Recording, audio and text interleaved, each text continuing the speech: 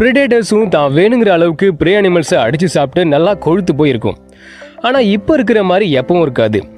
எங்கேயோ தூரத்தில் ஒரு இடத்துல பயங்கரமாக இடி இடிக்குது.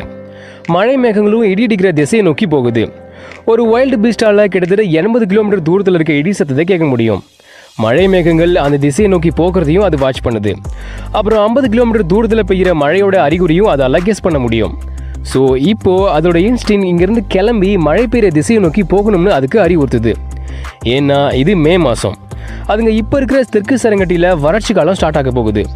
ஆனால் அதே நேரத்தில் வடக்கு சரங்கட்டிலையும் கென்யாவோட மாசாய் மாராவிலையும் மழைக்காலம் ஸ்டார்ட் ஆனதால் அங்கே வளமான பொருட்கள் இருக்கும். இந்த விஷயம் தெற்கு சரங்கட்டியில் இருக்க மந்தைக்கு நல்லாவே தெரியும். ஸோ அதுங்க மே மாதம் ஒரு நீண்ட பயணத்துக்கு ரெடி ஆகும்.